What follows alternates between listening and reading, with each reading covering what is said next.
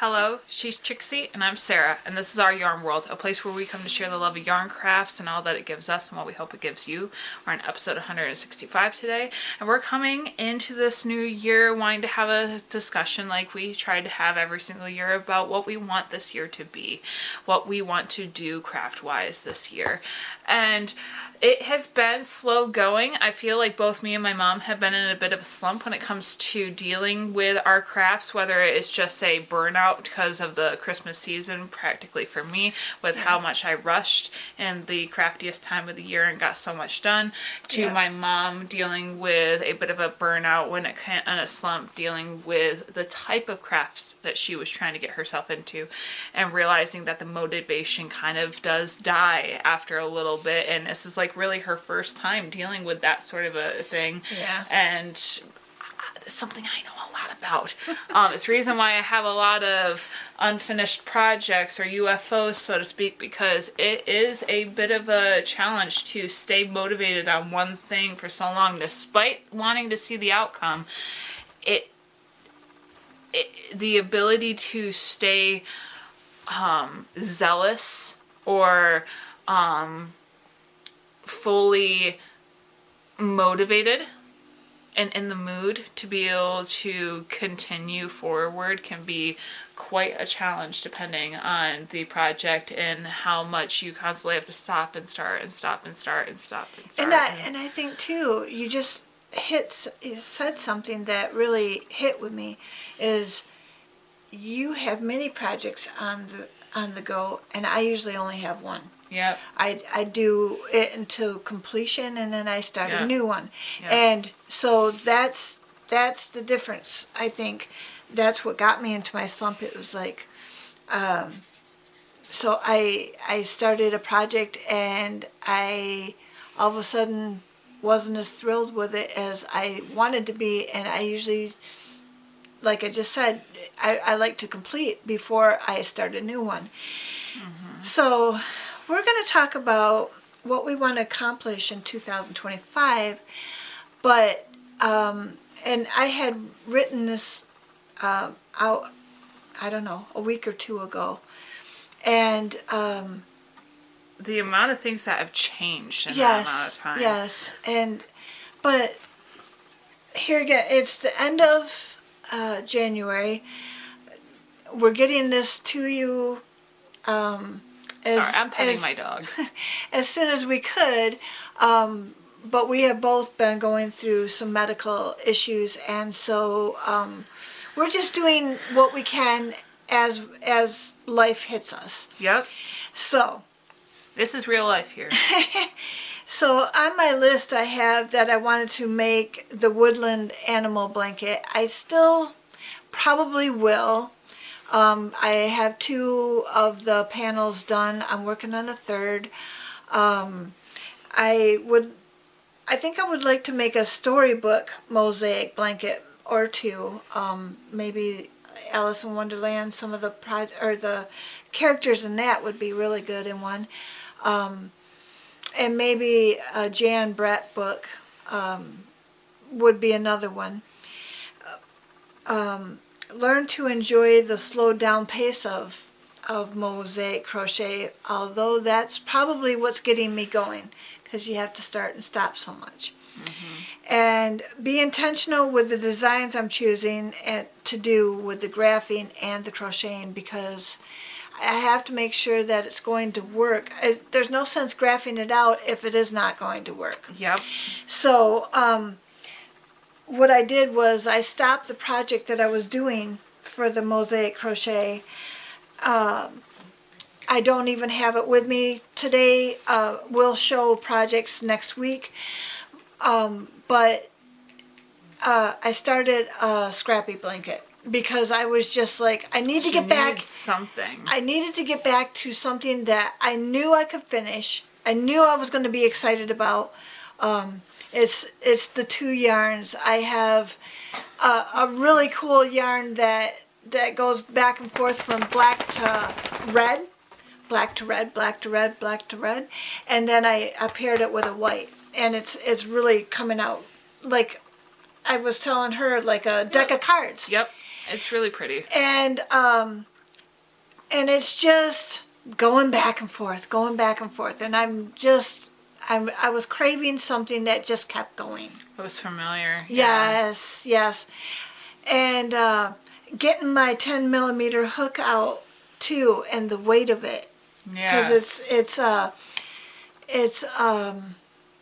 furls hook, and it has that ergonomic handle, and oh, it feels so good in my hand, and it's a pleasure to do that kind of work.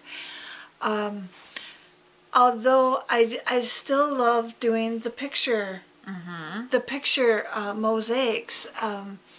I love the thought of having a blanket that's made of all these different panels that you accomplished over the year. And Sarah and I were talking about this before filming, that maybe we should each have a project that we're doing. That every single month we can have an installment to be able to kind of... one a month. Yeah. So we can just finish it, and we'll just get together and Push motivate ourselves to get it done. Yeah, motivate each other to do the thing, because otherwise you'll just stay in your slump, and we don't want to do that. I mean, we have a channel that we have to make sure that you guys are motivated. We have to stay motivated ourselves. So we are going to get these things done, and we are going to keep motivating you, and we're gonna do this together. We're doing it for you, and we're doing it for us. So I think the reality is that there is,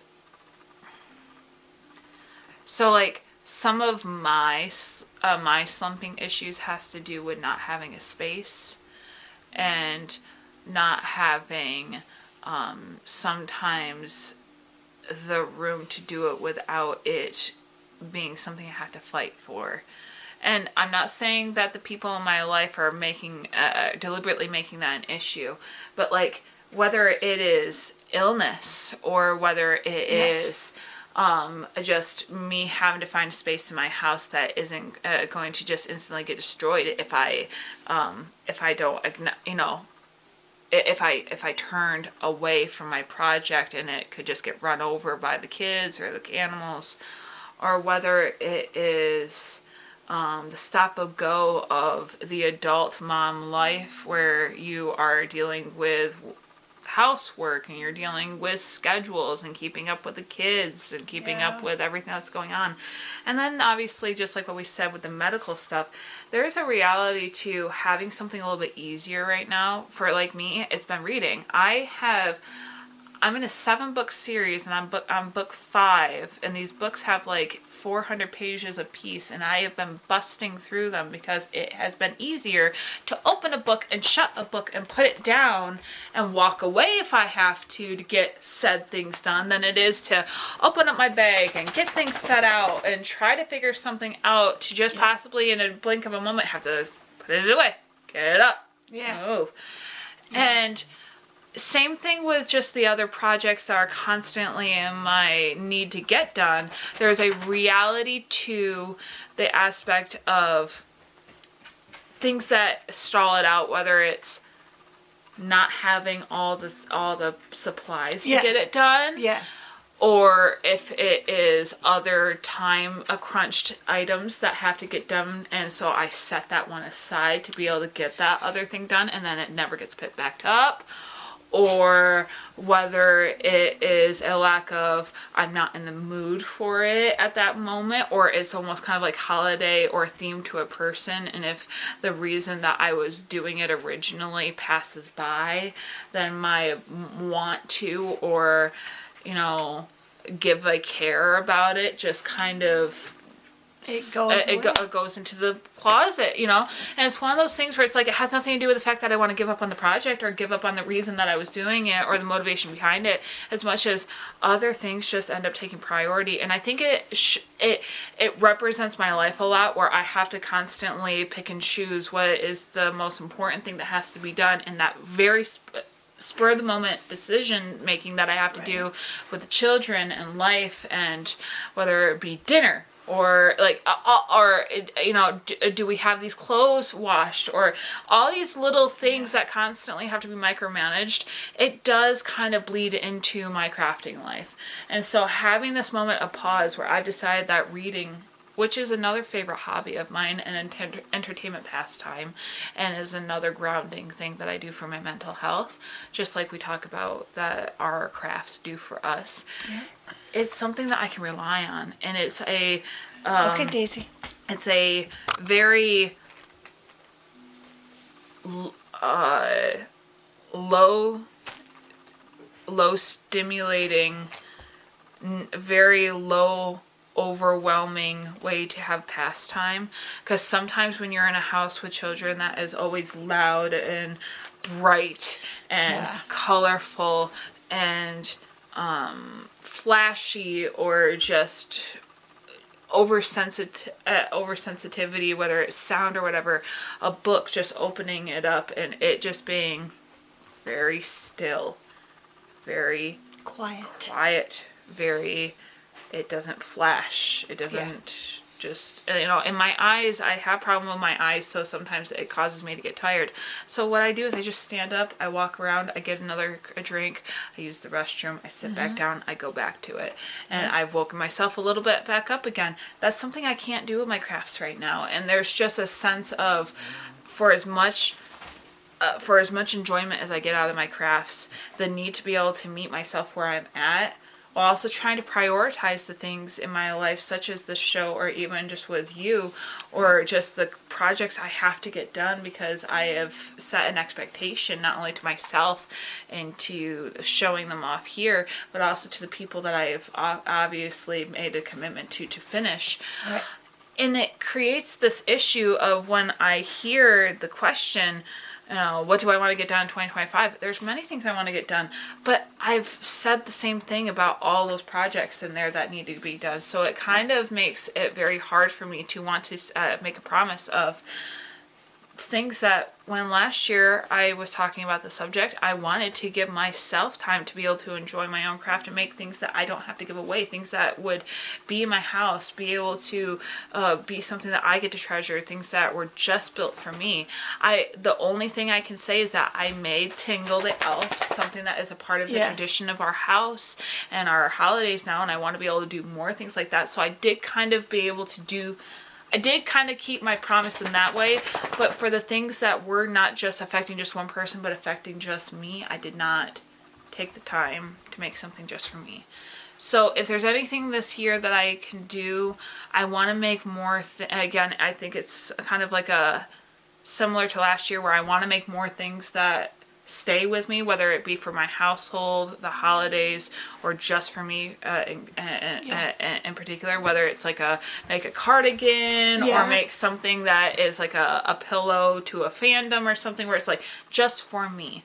But I think also my challenge outside of the project that you and me are going to talk about off camera, maybe reintroduce into February, which is next week, and really start going on that, is not only doing the commitment where we pull each other together, but make the commitment of maybe trying to prioritize projects that don't have to be super flashy, but are just able to be made for the enjoyment of making them and just being able to pass them on, or just having them readily available. I think having projects where I can see the benefit of them, whether it be like a coaster or a bag or something where it's like I've given something into my life that will continue to feed me, because I will see the benefit of having it in my life constantly, might help, because I make these toys and I love making them. I love seeing the joy that it gives the children. But the practicality of me having something in my life that I've made, that I can constantly use, that can remind me what my gift and my talent can offer me, is something that I don't get to appreciate very often. And I think maybe making that something that I try to see as a follow through this year, and really maybe ask you to hold me accountable to, is something that I would like to see in my 2025. Yeah. Like being practical, that's the type of things I like too. Like Making we're, the dishcloths. Or, Yeah. Yeah. but we're using 2 of the blankets that I've made on our bed this winter, and it's been coming in very handy with these cold winters. So. And that's just the thing. I've seen these really fun coasters that you can make that are like really, really, really, really, really fun. Yeah. That are like really personalized and very themed. But it's like, that would be something that my family would use regularly. Right. That would be fun. Right. That would be like me looking at it, and I would get a spark of joy knowing that I did that. Yeah. That gets to stay, and it isn't just a flashing moment of me seeing someone have it when I gift it to them and then never see it again. Exactly. I need to start having more of what I do in my life. Yes. Instead of it something that I constantly make to give away, because then I end up with this burnout with all these items that have to get done for other people. And it has nothing to do with the fact that I don't love those people, but it has everything to do with the fact that I'm just tired of not being able to have the benefit of my own talent be in my own life. Right. Sorry about Sorry, that. the animals are chasing after each other, so... We have a quote here that was said by Pooh Bear. And it says, Pooh remarked, I always get... What? Wrong one. Wrong run. As Pooh said, rivers know this. There is no hurry. We shall get there someday. So, as Pooh said, rivers know this. There is no hurry. We shall get there someday. So, it goes right along with what we're saying today. We've got the whole year to get accomplished what we want to get accomplished, and we will get there, but there's no hurry. I think there's just a reality to when you have these set expectations of getting things done. Like, there's some things about setting a deadline that make sense because they create a sense of urgency to actually get something done when motivation is not there. Right. But then there's also the practicality of giving yourself the ability to enjoy the ride. Yeah. And there is a balance that has to be made, because both of them are true, but one doesn't dominate the other. They're both kind of like, they're two truths that exist at the same time. Right. And it depends on where you're at in your life as to what ride you get on. Right. Is it something that I have to give myself a deadline on, or something that I have to give myself grace on and enjoy the ride? Exactly. And it's a journey to figure out which one that's going to be when life is so crazy and busy and constantly changing. But here we are. And the one thing that we do love and does keep us accountable, not only is it each other, but this channel. So thank you, you guys. You are one of the best things that we have had to be able to keep ourselves motivated and be able to keep going in our projects. So true. That is so true. So no matter how big or small our channel is, or whether anybody will ever watch these, we enjoy these just as also just a journey to be able to look back on for ourselves, whether it's just kind of like a video diary for ourselves, right, or whether it's just, I don't know how many times we have been like, wait a minute, when did we do that? Go find the video, and we'll just go rush and see when it happened, just to be like, yeah, that's going to happen. I remember that. Like, there's times where the making these videos have been the one grounding thing in our lives when they're crazy. Exactly. It's the one thing that stops our weekend. It's like, this is normal. This is something that can be normal outside of a crazy week, is this moment to just sit down and have time to fellowship with you guys. So we thank you. We hope that we've sparked some level of encouragement if you guys have been struggling with your 2025 motivations when it comes to the your hobbies or creativity.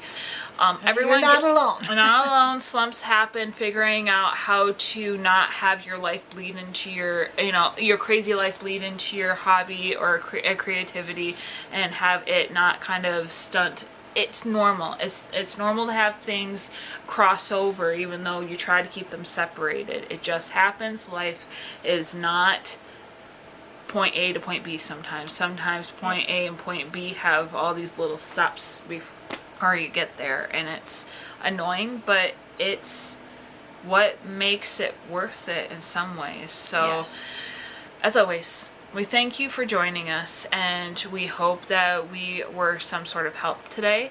And until next week, we hope that you stitch your way To mental health.